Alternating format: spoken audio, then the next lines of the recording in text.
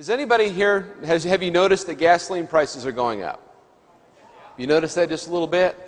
What's the least amount that you can remember? Shout it out. The lowest price you can remember in your lifetime. 20 cents a gallon, all right? 19 cents. Boy, you got some white-haired folks here. That's been a while. I can remember back in the late 70s, early 80s when I was just, actually late 70s, I was high school with late 70s. I can remember pumping gas. How many of you guys pump gas at a full service station? Remember those days? Fill her up, sir? Regular? What would you like? Back before we had unleaded, I had the thing on the belt, the cha-ching thing. Clean your windshield, check your oil, all that stuff. You don't find full service like that just about anywhere anymore. It's a lot of fun. Gasoline back then was around $1 a gallon, I guess. And I can remember it being, a little bit lower than that when I was a little younger. But I remember back in the early 70s, my dad was driving truck, and we had a big gasoline shortage. You remember that? Particularly up in the Northeast. We had a huge gasoline shortage and big lines, but Dad brought home a different story. Some of his trucker buddies were driving tankers out into the desert and dumping gasoline. Can you imagine that? Why would they do a thing like that? Well, there's all kinds of reasons for shortages. And we've heard some reasons from these stages before. Let's hear another side of the story. Let's hear from an expert, somebody who was right there and saw some things that'll blow your socks off. Please welcome to the stage, Lindsay Williams.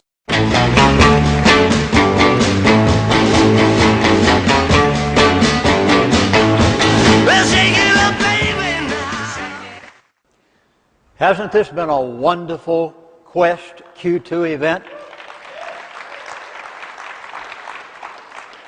The planning has been superb. Don't you think so? I have never seen a convention planned quite.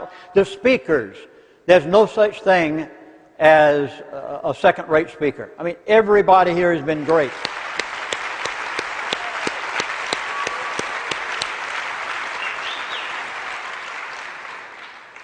Quest, we appreciate you.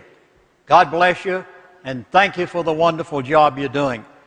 Someone asked me the other day, don't you think it's time to brush down the cobwebs and start all over again? And I said, brush down the cobwebs, I think it's time to kill the spider.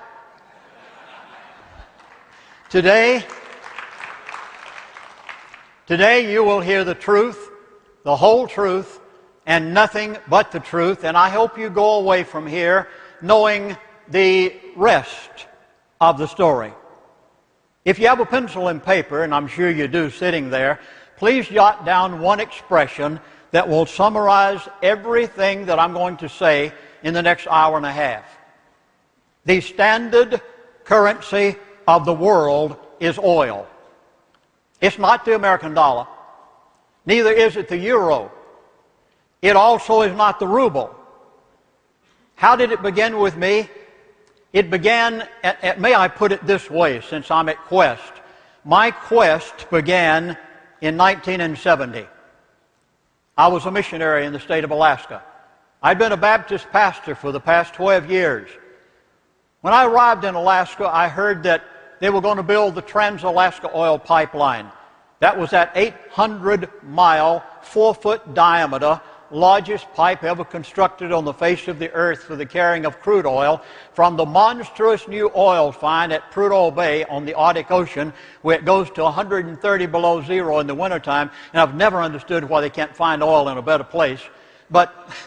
And it wound up in Valdez, Alaska, and I heard that 25,000 pipeliners were going to converge on the state of Alaska to build that pipeline.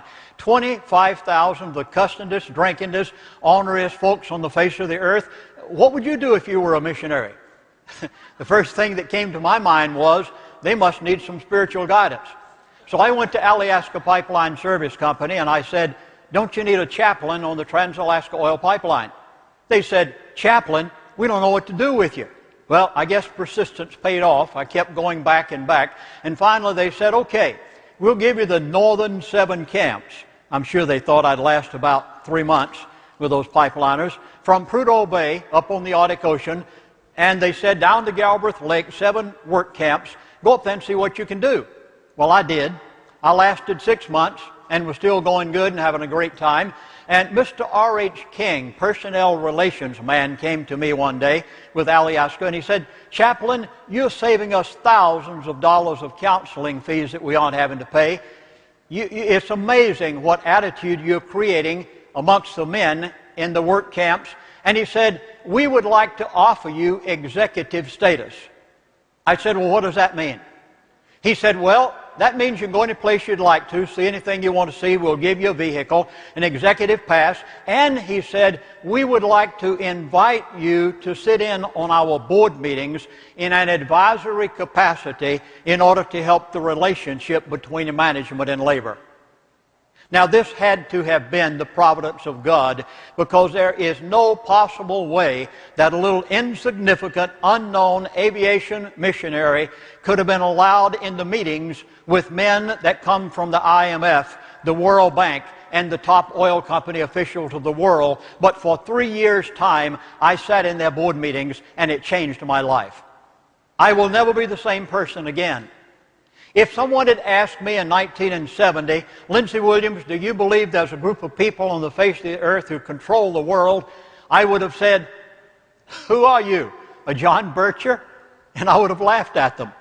If someone had said to me in 1980, after I wrote my book, The Energy-Non-Crisis, "Do you believe there's a group of people on the face of the earth who tell the president what to do, dictate to the Arabs what they'll give them for a barrel of oil on any given day, and tell Congress what bills to pass?" I would have said, not only do I believe it, I sat and listened to them talk about it.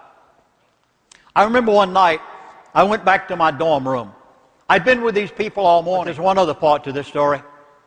In 1980, they trusted the man who had gone to them by the name of Mr. Henry Kissinger, and I'll tell you the rest of that story in a moment. They trusted him because, after all, the Arabs 50 years ago were nothing but nomads roaming the deserts riding camels. They didn't know anything about international finance, and Mr. Henry Kissinger had told them back in the early 60s, "Buy gold, buy gold, buy gold." And in 1980, they had bought gold by the train carload at $800 an ounce. And in 1984, the price of oil went to $11 a barrel, and gold went to what? Come on, some of you gold bugs. $300 an ounce. Did you know it was done by design and planned in advance? And I was told 3 months in advance that they were going to do it, that gold would go to that point, and it did. And the Arabs, in order to support their economies and keep those who were under them, the sheikhs and sheiks, had to sell their gold. And who did they sell it to? The same people they'd bought it from in 1980, they had to sell it back in 1984, and it was all done by a design plan, and I knew it 3 months in advance, and I dared to record it. There is nothing that happens by chance. There is no shortage of crude oil. The only shortage is honesty in Washington, D.C. And there's no need for us whatsoever to have gasoline prices the way it is. There positively is something that can be done about it, Kate. What can be done about it, though? Well, first of all, we can produce from our own soil. There is no reason for us to be beholden to the Arab countries of the world. You know, the world is scared to death of the American dollar because of what's happening to us. The standard currency of the world is crude oil. It is not the dollar, neither is the ruble or the euro or the yuan. And as a result of our dollar collapse, and it is going to collapse, by the way, the American dollar is going to zero. Mark my words, you'll see it happen. And as a result of the collapse of the dollar, nations in the world have lost billions of dollars because of this decline. For instance, let me give you the example of the nations in the world that as of March the 19th of 2008 have said we're not going to use the American dollar any longer as our reserve currency. Now, very briefly, the reserve currency. You want something for a rainy day. You'd like to have a backup. So you go down to your bank, lending institution, and you say, "I'd like to deposit so much money in a savings account." That's known as a reserve currency. It's for a rainy day, for the time you lose your job. Well, nations have that also. And always, as long as it has been as sound as the dollar, the nations of the world have used the American dollar as the reserve currency. No more. As of March the 19th of 2008, Listen to the following lineup of nations that says we are going to use other currencies besides the American dollar as our reserve currency. Now, when these nations don't use the dollar as their reserve currency any longer, that means they aren't buying our national debt. The dollar is not in circulation. The world doesn't want it, and the dollar will collapse as a result of it. Here's a lineup of nations. Okay. China, Kuwait, Switzerland, Ecuador, Syria, Libya, South Korea, Argentina, Iran, Russia, Malaysia, Brazil, and some Balkan countries just within the past 6 months have said we're scared to death of your $9.2 trillion national debt. We don't like the interest rates that you're giving. The dollar is collapsing, and as a result, we aren't going to use your currency as our reserve currency anymore. It is so drastic out there, Kate and Richard, until I shudder to think that the American people don't know the issues. Everything happens by design plan. Everything in this world, government, politics, gold, oil, everything. The Trans-Alaska Oil Pipeline initially flowed in 1977. Watch this now. I'm not going to get into this subject much for lack of time. The Trans-Alaska Oil Pipeline initially flowed in 1977, 1.7 million barrels of oil. The field had at that time 1,500 pounds of natural artesian pressure. The ecologist said that year the Trans-Alaska Oil Pipeline and Prudhoe Bay oil field will be depleted in 20 years' time.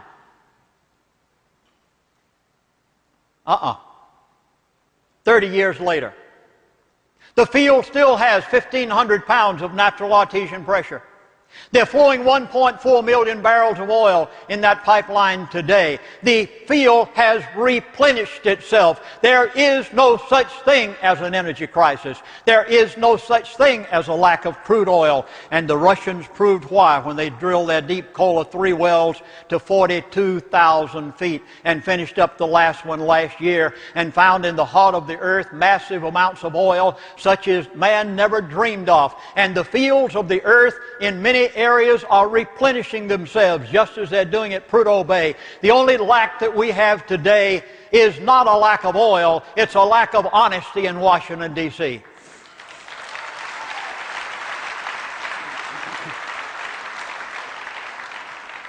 There isn't enough natural gas on the North Slope of Alaska to supply the entire United States of America for over 200 years. If every other natural gas well in the nation were cut off tomorrow morning, 1 billion cubic feet of natural gas are being pumped back into the ground at Prudhoe Bay, Alaska every day by using 747 type jet aircraft engines because the government of this United States will not allow another pipeline to be built down the same corridor as the Trans-Alaska Oil Pipeline, not disturbing the ecology in any manner, and supplying for America cheap natural gas for the generation of electricity and the heating of your homes. It's an atrocity that should cause such an uprising amongst the American people that there would be an impeachment from our president down.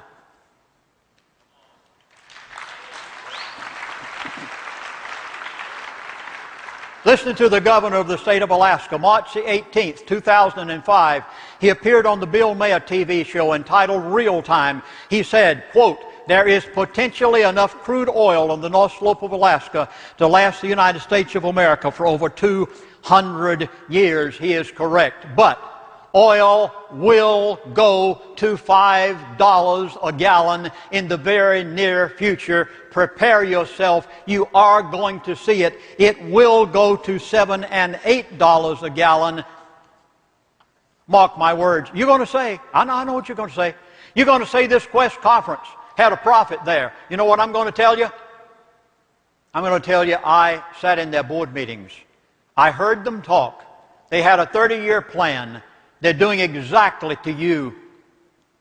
Listen, Oliver Morgan, Heather Stewart, their senior Wall Street analyst. Listen to their prediction. A single political shock could be enough to send oil markets into a panic. In the early 1960s, crude oil, you ready? I hope you're jotting this one down. I'll prove it.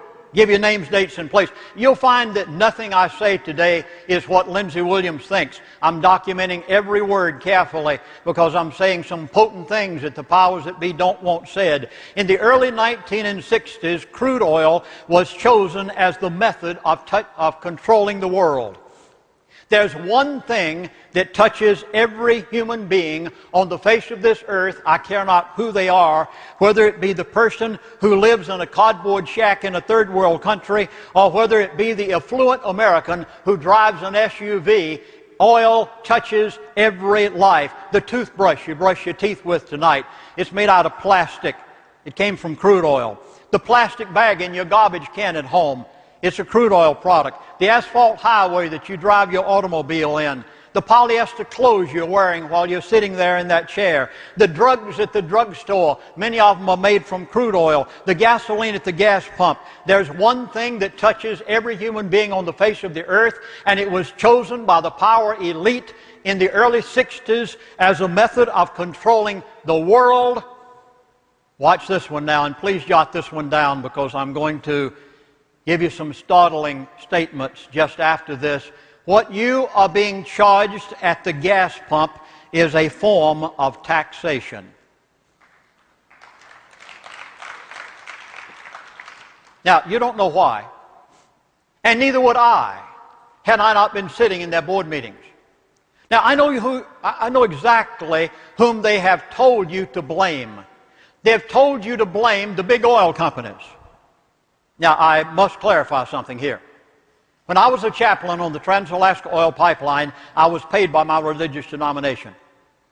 I never received 1 cent from any oil company. That's the reason that I could afford to write this book. If they had paid me, they would have bought me.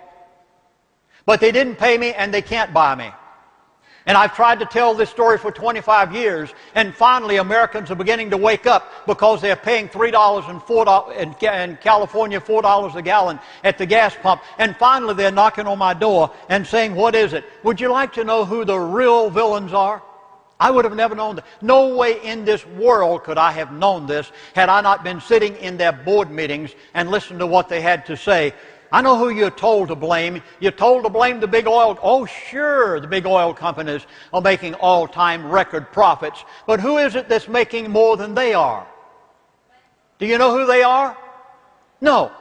The average person has not the slightest idea who they are. Now, let me beg you, and I'll talk about it more in the course of my lecture. I hope I can get through all this today. I've got so much to say, and I'm talking as fast as I can. I hope you can pick it up in a hurry with my southern brogue.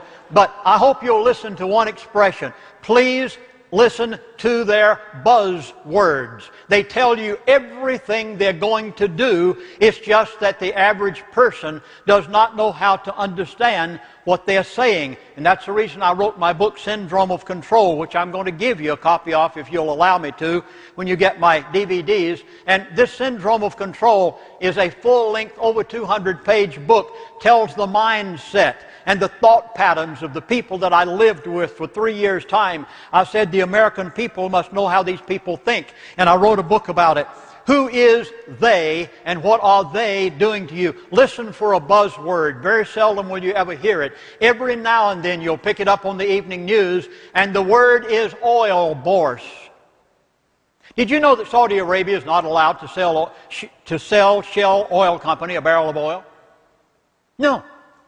Oh, sure, the oil companies are making record profits. Who's making more than they are? The people. I know what you want me to do.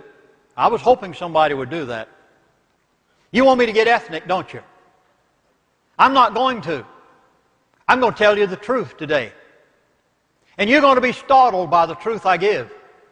Because I'm not going to run the normal channel. I'm going to tell you what I lived.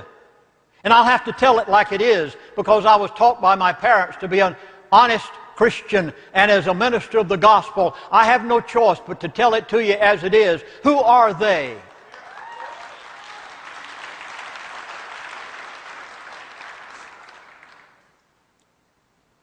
You remember a number of months ago, the World Bank and the IMF, oh, come on now. You've got to pick some buzzwords out. These are so important to your life and to your dinner table, you can't imagine it.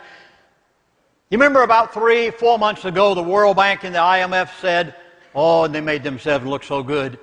They said, we're going to forgive the loans of every third world country and every nation, every third world nation in the world. We're going to forgive their loans. Oh, didn't they look like such benevolent people? No, not on your life. First thing I thought in my mind was, come on now. Nobody forgives a loan unless somebody pays for it. They weren't doing you a favor. You know who paid off the loans of every third world country? You know who paid them off? You did. And you did. And you did, and I did. Where? At the gas pump. You don't know this. I would have never known it had I not sat in their board meetings, had I not rubbed shoulders with them, sat across the dinner table from them. Most authors would have given anything to be able to even rub shoulders with these people one time. I lived with them for 3 years. I don't have to research somebody else's material and write a book. I wrote a book from what I lived for 3 years' time, and I'm here to tell you so you can save your family and your dinner table, and we can help turn America around.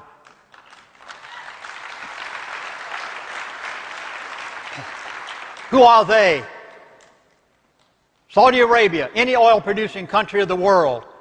They sell their oil to the men who sit behind the computers in New York and London every day, and they're representatives of the World Bank and the IMF, and they're the ones that make the difference between what Saudi Arabia gets a barrel of oil out of the ground. You know how much Saudi Arabia, how much it cost them to get a barrel of oil out of the ground? It cost them $5. Who's making that between that and $70 a barrel? They sell it to the oil bourse. Their representatives sit behind the computers in New York and London. They tell everybody on the face of the earth what they're going to give them for a barrel of oil for that day. OPEC has nothing to do with it. Shell Oil Company has nothing to do with it. You don't have anything to do with it. Price and demand has nothing to do with it. It's controlled by the men who sit behind the computers in New York and London every day. They're representatives of the World Bank and the IMF, and they take the big cut right off the top before the oil company ever gets theirs, and they could forgive the loans of every third world country because you paid for it at the gas pump, and it's an atrocity. And if the world ever wakes up, they're going to overthrow the powers that be, and the people will be we the people again.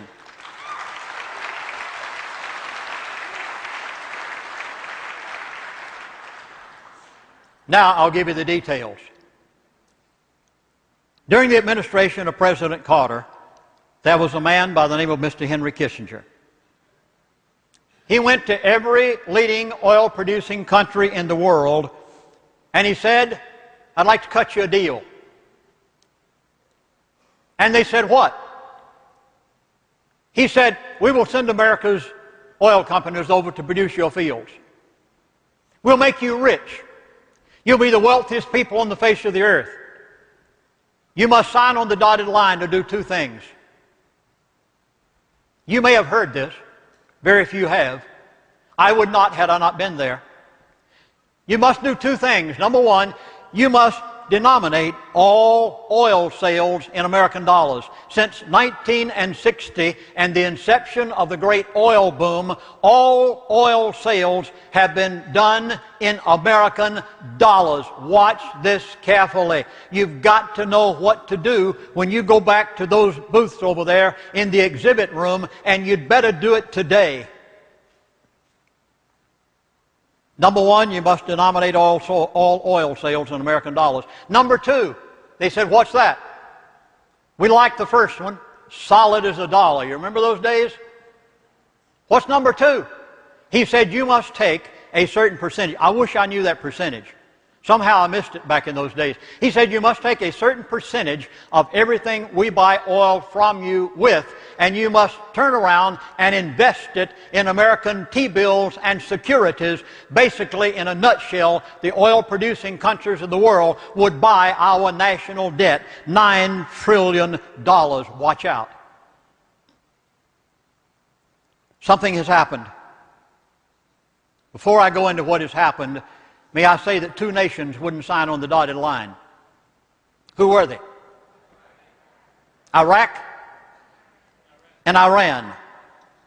A man appeared with me on a radio talk show the other day. Write his name down. It'll also be on the camera today. His name is Abner Dethridge.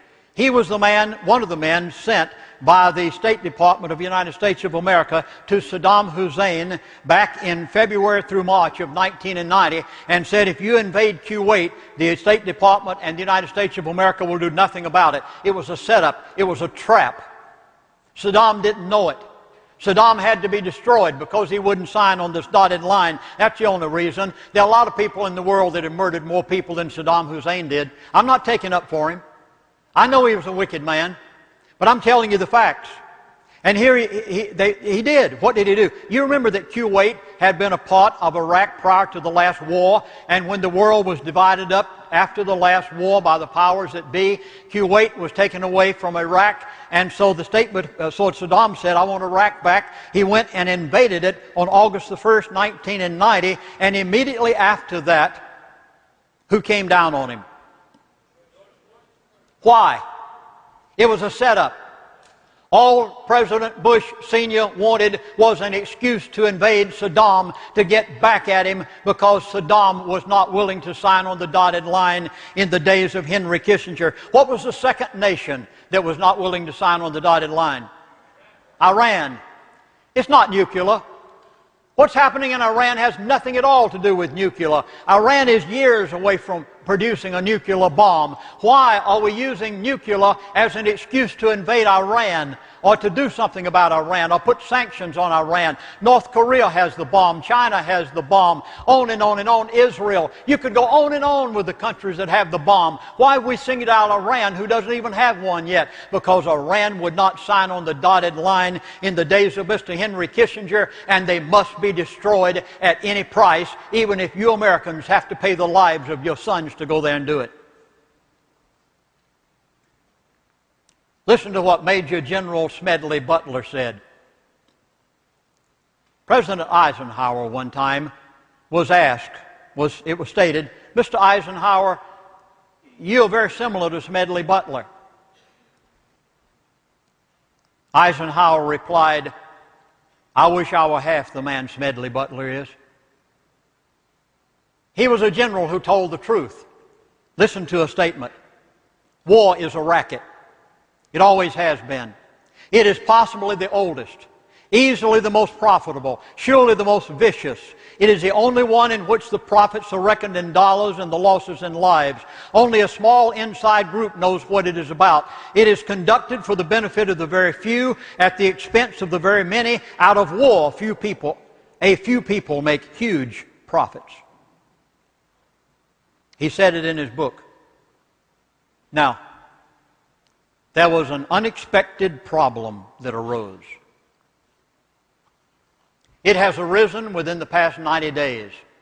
A number of nations have said, you remember, the American dollar has always been used for the sale of oil. Well, something has happened in the past 90 days that the powers that be never expected. It was not supposed to happen. Even they, the World Bank and the IMF and our president and vice president, who are all men, are shaking in their shoes today. I don't know how they sleep at night because they are between a rock and a hard place.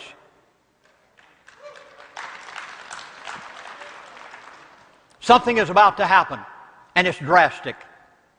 These nations jumped ship within the past 90 days. On March the 20th, Iran said, we're going to establish our own bourse. That's bank. We are not going to use New York banks and the American dollar for the sale of oil anymore. Iran is 5% of the world's oil supply, the third largest oil field in the world, and the fifth largest supplier and exporter to the world. And Iran said, we're not going to use the American dollar anymore. Forget it. We don't trust your $9 trillion national debt. We're not going to hold your securities any longer. We no longer will use the American dollar. And as of March the 20th, they jumped ship. Then Venezuela came along. Chavez. Oh, I know, he's a communist. I don't necessarily care for his ways, but he was big enough to buck the president.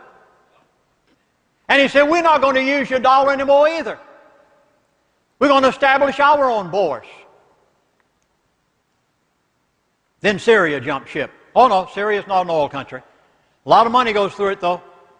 Syria said, we're not using the dollar anymore. Then Nigeria, 2.8% of the world's oil supply. They ran Shell Oil Company out. They said, when we can put our oil fields back to work again, we're not going to use the American dollar anymore. Norway, come on, I hope you're writing these down. Norway, little insignificant country. Oh, you say, what do they have to do with it? They supply all of the Scandinavian world with oil on any given day. The world's third largest oil supply. They said, we're going to diversify. Then the United Arab Emirates came along. Oh, it wasn't the Ports deal. Come on, give me a break. Ports deal didn't have anything in the world to do with the United Arab Emirates and Dubai. All one and the same, all the consortium over there. You know why President Bush tried to sweep this under the rug and let them have our ports deal? Because they said, we don't trust your T-bills and your securities anymore. We want hard assets. You know who bought on November the 20th Grand Central Station, downtown New York? They own it now. United Arab Emirates. You know who owns 3 of the largest high-rise buildings in New York today? United Arab Emirates. You know why? They don't trust our $9 trillion national debt any longer. They said, we're not buying any more of your T-bills. We don't trust it. We want your port facilities or else. And the president tried to sweep it under the rug, and a few congressmen woke up and said, President, back off. Now, let me state very emphatically, you 700 plus people sitting right here today, if you became as adamant as those congressmen did when they went to the president and said, our constituents have told us not to let that oil deal go through, or that ports deal go through. If this 700 people right here went back as upset and angry as those constituents and congressmen did, you could turn the world around.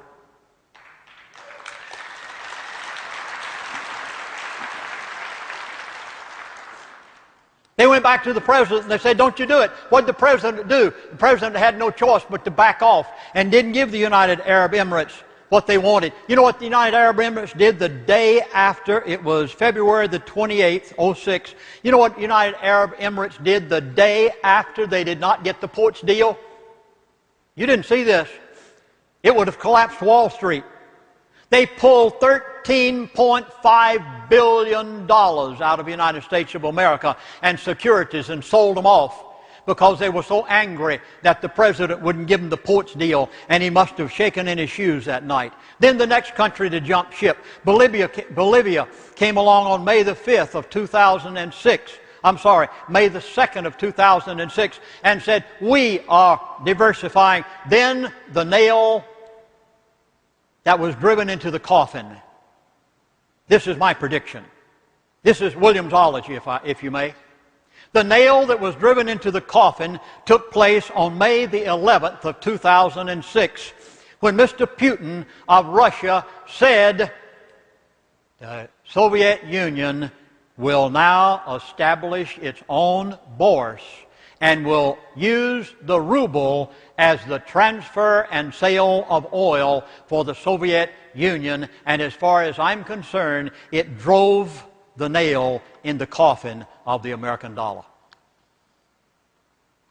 You know why they're not publishing the M3 monetary aggregate anymore after March the 23rd? Isn't it very significant that on March the 20th, Iran said we will no longer use the dollar? March the 23rd, the Federal Reserve said we will no longer publish the M3 monetary aggregate. That's how much money floating around of American dollars in the world, unused. They don't dare publish it. If it did, you would know the truth, and the Federal Reserve won't let you know about it. But I'll tell you, somebody does know about it. Listen to Mr. Mashahara Karawai, who is the head or the chairman of the Asian Development Bank. I have his statement right here as he made it to a public audience. He said, East Asian economies need to prepare for a possible collapse of the U.S. dollar. Oh, you think it's going to last forever, don't you? $9 trillion national debt. The world is losing faith in the American dollar. $9 trillion. You know what that is? I can't even comprehend it. $9 trillion is 28 Eiffel Towers constructed out of pure gold. You think we're not in trouble? 9 billion. Let's take 9 trillion. Let's take 1 billion, for instance. There's 1,000 billion in a trillion. And we're $9 trillion in debt. Let's take 1 billion. That's just a fraction of the total debt. Let's take our 1 billion debt and denominate it to seconds. Tick, tick, tick, tick. 60 seconds in a minute. 60 minutes in an hour. 24 hours in a day. How long would it take us to denominate 1 billion? Not 9 trillion, and there's 100 billion in a trillion. How long would it take us to accumulate 1 billion seconds from today back until 1973? That's how much trouble we're in. The United States dollar has lost 48% of its purchasing power. Do you remember the day? 1960? You could take one of these. Federal Reserve note, $1 bill. Any bank in America. You could take that into the bank and you could, across the counter, get one of these. Remember that? What would it take today? My son and I were at a radio talk show the other day. It was a gold dealer. I won't tell you their name. And they wanted me to do our show with them, and I did. And I don't sell gold, by the way. I just happened to do a radio talk show for them. And when we got through, the owner of the company handed my son this silver dollar, and he said, "I'd like to give this to you for appreciation of your dad being here today." And he looked back at him and he said, "What's that worth?" And he said, "Oh, you'd have to pay $32 for it. It's now $35. Now, watch me. What has happened to the money? My son looked over at me, and he took a $1 bill, and he took a $5 piece of paper, and he said, "Daddy, what's the difference in it?" I said, "None." Then I went to the gift shop. I wanted to buy something for my lovely lady back home. And I went to the gift shop yesterday, and when I got change, they gave me this. I never played with anything any more Monopoly in my life. Look at it, colored. I haven't even seen this in America yet. By the way, Ron Paul says we're headed for a two-tier currency. Mark my words, you'll probably have it real short. It took 200 years for the United States of America to reach $1 trillion national debt. 200 years. In the past 18 months, we have accrued $1 trillion more national debt. This administration will probably see $10 trillion national debt. Are we in trouble? The federal government is currently spending 20.8% cents out of every $1 that the economy generates. March the 20th, no more M3. Within 1 week of Iran establishing their BOAS, oil went up $5. I predicted it. I predicted it a month in advance that the day that Iran did this, it would happen. And mark my words, what you're hearing here today, you better make some preparations. Oil went up from the day that Iran said we'll establish our BOAS, March the 20th. Oil went up $5. Gold went up $20. Gasoline at the pump went up 25 cents. Listen to this one. In the past 5 years, here's the trend in China's surplus with the United States. In 2001, they had $83 billion surplus. This is the amount of money that they're holding, by the way, in American dollars. You think they're going to be angry when the dollar collapses? You've never seen the like of what Walmart's going to look like. You awake? Yeah, Walmart's where you get it cheap. You wait till inflation hits Walmart. We're all going to be in trouble. In 2002, there was $103 billion surplus with China. In 2003, $124 billion. 2004, $162 billion.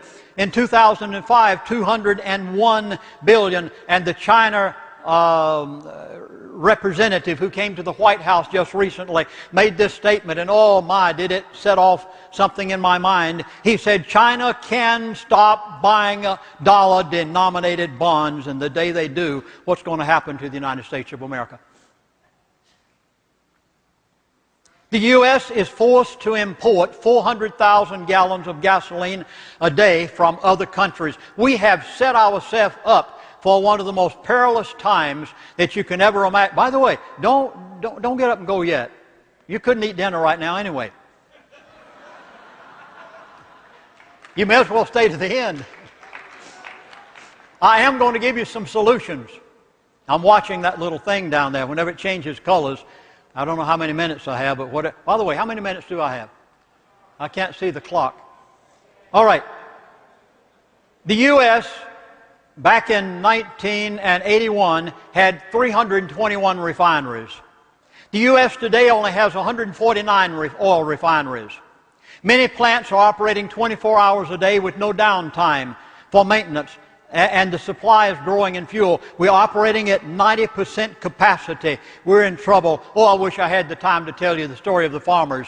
If that thing hasn't changed from green to red down there before I get through, I'll tell you what happened to my son and I when we were invited to southeastern Colorado and northern Texas just a few weeks ago and met with some of the largest farmers in America, where 40% of the food supply of America is grown. And after 3 days with those farmers, they begged me. They said, Chaplain Williams, please go back to the people in the city. Beg them to look at your DVD of Torn from the Land, a professionally done video done by a Hollywood studio. Even wrote their own a musical score for it. Beg them, because he said, Chaplain Williams, tell the people in the city that at the price of diesel fuel, we cannot tend our farms after this year. There will be a food shortage in America within a year and a half.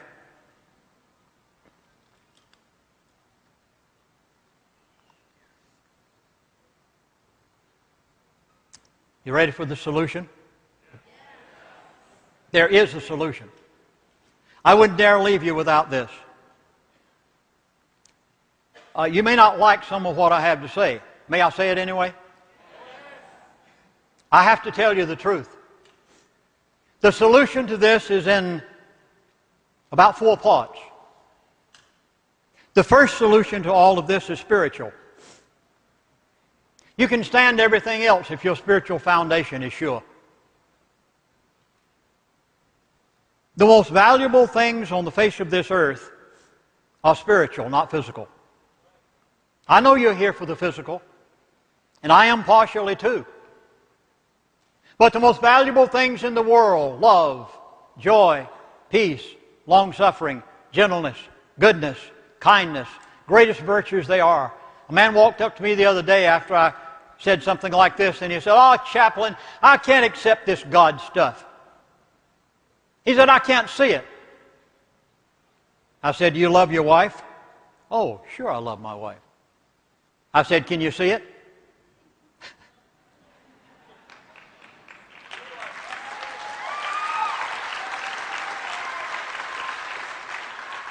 I said, "Then how do you know you have it?" John chapter 8 in the Bible and verse 32 says, "And ye shall know the truth, and the truth shall make you free." I'd like to quote that incorrectly. I warn you in advance because the Bible warns about quoting it incorrectly.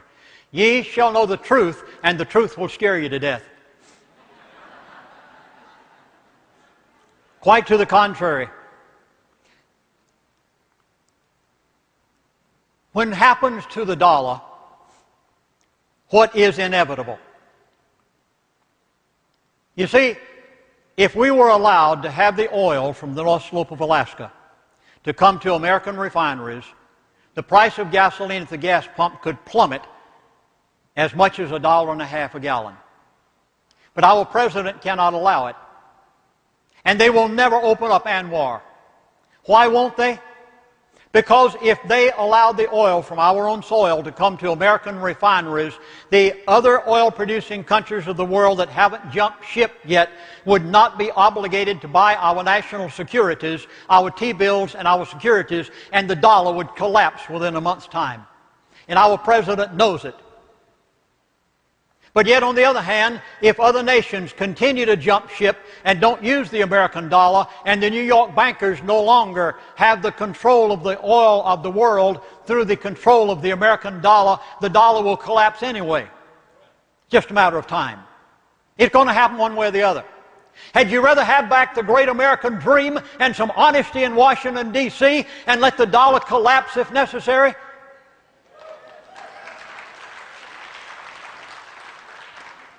And then start all over again? I think it's time to kill the spider, don't you? Not just brush down the cobwebs. So what's happening? Whenever this happens, do you really think that health care is going to be out there for you? Doctors, they don't work free of charge. Neither do hospitals operate free of charge. How about schools? Do you think a school teacher will continue if there's a collapse of the dollar? You know, I hope that you people realize that right here in this exhibition hall, you have everything you need to protect yourself. You realize that? May I point them out? I've written 2 books on alternative health, one of which I'm going to give you. And I hope you'll drop by in the exhibition hall and take me up on my bargain in a moment. What do you think is going to happen? We are headed for hyperinflation. There are major problems taking place with the dollar. Have you noticed that within the past 4 weeks, the stock market plummeted over 400 points? Did you notice that the dollar is going down and down and down? Have you noticed you're paying more at the grocery store and the hardware store, and that even at Walmart you're paying more? I must give you one item here. They just gave me the minutes I have, and I have time to do it. Will you bear with me? When I was with the farmers in southeastern Colorado, thank you very much, by the way, folks back there, for giving me the time left. And when the farmers, I met with them in southeastern Colorado, they said to me, Chaplain Williams, we've been getting some of the strangest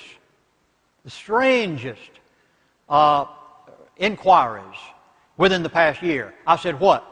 They said, real estate agents are writing us and saying, we'd like to buy your farm. They don't ask us for how much. They don't say we'd like to bargain for the price. We just say we want your farm. They said, Chaplain Williams, can you possibly tell us why these real estate agents are contacting us and who it is that wants to buy our farm? They said, we have contacted the real estate agents back again and said, who wants to buy it? And they refuse to tell us who their clients are. You know who they are? Let's take China. Just as an example. You could do this with many nations. Let's take China. An entrepreneur in China who has been making money off of Walmart. And he's got $1 million sitting in his coffers in a bank in China, and he can't do anything with it because China doesn't buy anything from America. America only buys something from China. And all of a sudden he hears Mr. Masha Harakawa say that the American dollar is about to collapse. He hears Iran say, we're jumping out. We're not going to use the American dollar. We're afraid of it now. And Russia says, we're going to use our own currency and establish our own bourse. And all of a sudden, this entrepreneur in China realizes he's holding $1 million of American money and he can't do anything with it. What does he do? Same thing Dubai did. He contacts a real estate agent in America and he says, I don't care what the price is. He said, I want the farm. He said, just give me anything. I'll buy it at any cost. It doesn't matter. He wants to get rid of his American dollars. And this is happening all over the world. That loan that you took out at the bank, the loan, you borrowed money. You know that the bank has a right to sell that paper? If they need more money to operate their bank, they can sell your mortgage to anybody in the world they need in order to get operating funds. Suppose they sell it to an Arab. Suppose they sell it to a Chinese. Suppose they sell it to someone in Japan. They could sell it to someone in Afghanistan or Iran or Iraq. And there wouldn't be a thing in the world you could do about it because it's in the fine print that they can sell it to anybody they want to. And when America's dollar continues to slide as it's doing right now, do you think they'll have any mercy on you when you can't make your house payment if they're an Arab or a Chinese or Japanese? And I have nothing against those people. I love them. My wife is from a foreign country. I brought her into America. But can you imagine what they're going to do when you can't make your payment? It's dangerous, folks. You'd better have a roof over your head. And I said to these farmers, I said, who wants to buy your farm? Maybe a Chinese, maybe an Arab. It doesn't matter. They want to get out of their American dollars. They're scared to death of our currency and $9 trillion national debt. Now, right over here in this exhibition hall, and by the way, the only thing I have is my books and my DVDs. So don't think that I'm in cahoots with anybody in that exhibition hall. I'm not. I didn't even know them until I got here. But I want to tell you what's over there. First of all, you think health care is going to be around. Whenever the dollar continues its plummet and inflation goes through the roof, the hospital, modern-day health care system will not be there for you as it is today. I had a chiropractor from Florida drop my exhibit booth on yesterday, and I asked him, I said, I want to know about that square wave machine over there. I wasn't quite sure. I heard the speaker in here that day. It fascinated me because I'm the author of 2 books on alternative health. And I said to the chiropractor, I said, that square wave machine, does it work? He said, you better believe it does. I have them in my office. I said, does it get rid of virus and bacteria and fungus? He said, you better believe it does. I wouldn't be without it. He said, you need one. Do you need one? Everybody here needs one. What good's the dollar going to do? What good's it going to do when you have to pay a fortune and your dollar plummets to lower than what it is right? You better buy what you're going to buy today. And I'm not advertising for those people. I'm telling you what's over there. And this chiropractor said it works.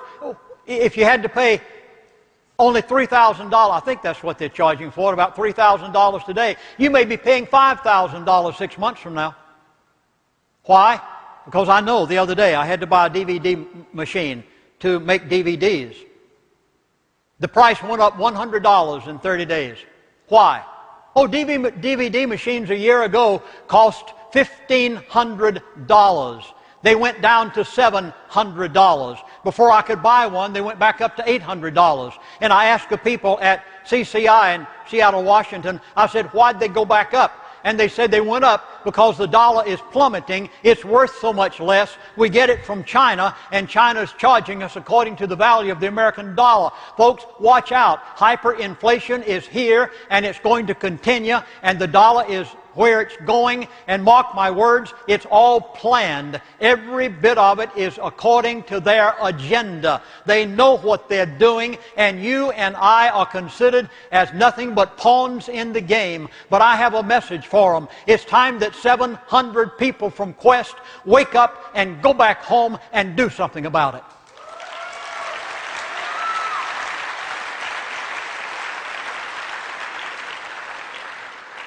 You're going to have to be responsible for your own health. And you'd better make preparations right now. And Quest has done a marvelous job. I congratulate all of the workers and founders and staff at Quest. They have carefully, meticulously examined every product and every person in their exhibit hall. You can depend on them. Quest backs them up. Go over there and take care of your health care today. You may not be able to do it 6 months from now. Next door to me, right, the booth next to mine, is a gold dealer. No, I don't make a penny off of what he sells. I was over here in these little private meetings, we have in the afternoon. I was over there yesterday afternoon, and people were asking me questions, and I gave a portion of what I'm giving today. And one man raised his hand. He said, Chaplain, I want to tell everybody here. Oh, he was so excited he didn't know what to do. He said, I want to tell everybody here that there's a gold dealer up in Washington State that I can send a wire transfer from right down here where we are in Cancun. And he said, from what you've said today about what's going to happen to the dollar and what's taking place in oil, I'm going to send a wire this afternoon and have my gold shipped to me before I get back to Washington State. I hope he did it. It is going to go to $1,000 an ounce. It wouldn't surprise me if it didn't go to $2,000 an ounce. Gold and oil are tied together. Peter Jacobs. Peter Jacobs is a very wealthy gold dealer in Australia. He spoke at a church in near where I live just the other day in Scottsdale, Arizona. Peter Jacobs, one of the wealthiest men in gold, private individuals in the world, and Peter Jacobs said, gold is going to $1,000 an ounce. Now, gold has almost priced most of us out of the market already. You better get in while you can. I remember what they did back in 1984. I know what they can do again. It's the only thing where you're still seeing great value. Over here in the exhibit hall, I'm begging of you, there are so many exhibitors there that can save your dinner table and that can spare you from financial ruin. And that's why you're here at Quest.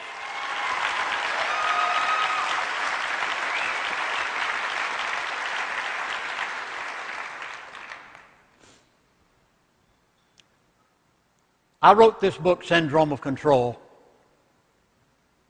for the purpose of telling the mindset of the financial people of the world. The men I rubbed shoulders with for 3 years. There's one thing I'd like to stress this afternoon if I can. Listen to their buzzwords. There was one thing that I learned at Prudhoe Bay when I lived with these people and sat in their board meetings, that I learned to listen to their buzzwords. They tell you everything they're going to do, and they tell you in advance of their doing it. Think back with me for a moment. When President Bush Sr. was President of the United States of America, do you remember the buzzwords, 1,000 points of light? Remember it? Did that mean anything to you? Meant something to him. Meant something to me. Because I heard it. New World Order. Did that mean anything when you first heard it? Probably not. I picked it up immediately. I was recently watching Good Morning America. I very seldom watch the news because I know it's all planned anyway.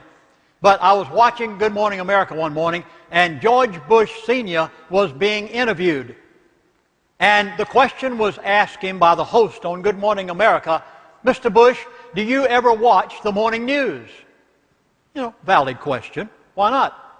You ever watch the morning news? You know what his answer was? No. She kind of looked stunned for a moment and looked back at him and said, well, Mr. Bush, why don't you watch the morning news? You ready? I heard it with my own ears. He said, because I already know what it's going to be. Now, very quickly, the first thing you need to do is establish a spiritual foundation. I personally am a born-again Christian. You have a right in America to choose your own religion, thank God. And I'm so glad that we have that freedom, and you choose as you wish.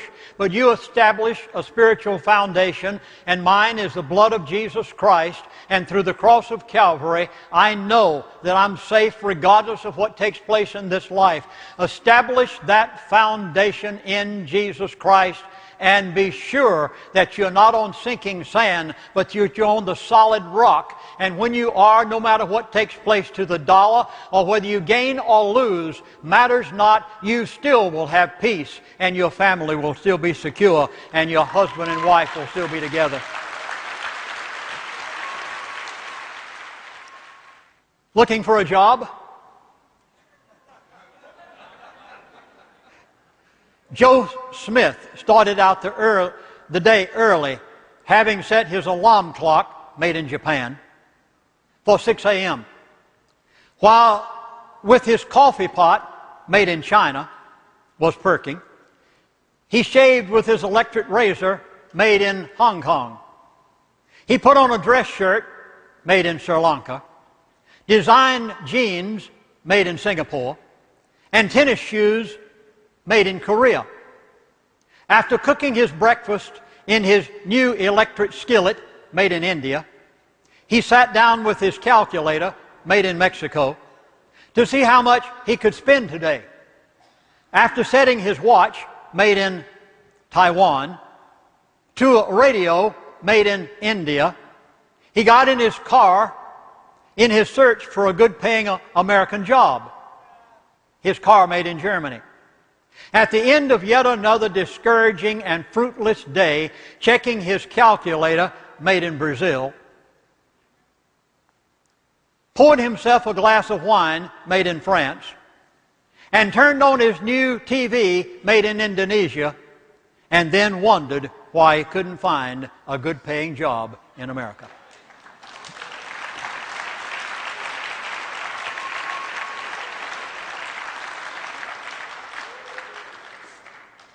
My book, To Seduce a Nation. I know we're in Mexico, but I'd like to pledge allegiance to the flag of the United States of America in a way that you've not seen before. Because my book, To Seduce a Nation, tells us what they have turned us into, but what we should be. So, hypothetically, may I pretend there's a flag there? I pledge allegiance to the flag of the United States of America and to the democracy.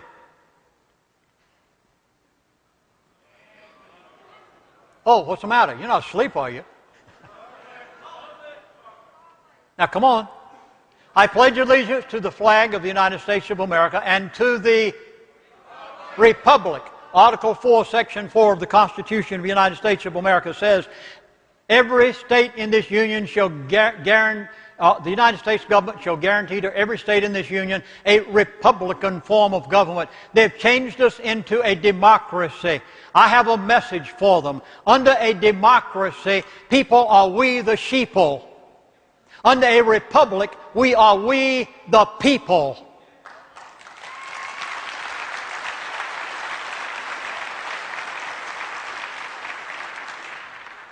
By God's grace, we will have back our constitutional republic. And you can find the answers right here at Quest. Thank you for the privilege of allowing me here today.